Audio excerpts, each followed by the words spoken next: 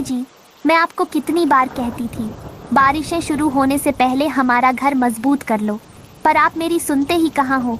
देख लो, अब कितनी जोरों की बारिशें हो रही हैं। कहीं हमारा घर इन बारिशों की वजह से टूट ना जाए।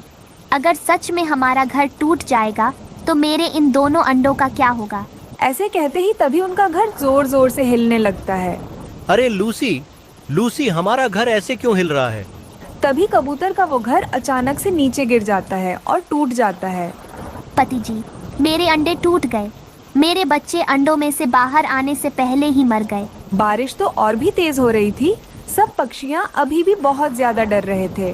फिर कुछ समय बाद चिड़िया और कौवे के घर भी हवाओं की वजह से नीचे गिर जाते हैं और टूट जाते हैं। कालू जी, मेरी कमर टूट गई। हाय रे, निकालो कालू जी मुझे यहाँ से। फिर कालू कौवा गोरी कौवी को वहाँ से बाहर निकालता है।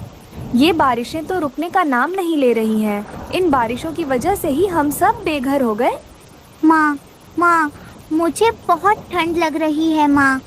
ये बारिश का पानी तो बहुत ठंडा है। धीरे धीरे सभी पक्षियों के घर टूट जाते हैं और पानी में बह जाते हैं। पक्षियों, अब हम कहाँ रहेंगे? इन ठंडी बारिशों की वजह से हम सब बीमार होकर मर जाएंगे। हम सबको जल्द से जल्द कोई सुरक्षित जगह ढूंढनी होगी। हाँ, बुलबुल बिल्कुल सही कह रही हो। हम सबको अब घर ढूंढना पड़ेगा। हाँ हाँ दोस्तों, कोई घना पेड़ ढूंढते हैं ताकि वो पेड़ हम सबको बारिश से बचा ले। फिर वो सब पक्षियाँ घना पेड़ ढूंढने के लिए वहाँ से चले जाते हैं। बारिशें रुकने तक हम सब यहाँ रह सकते हैं।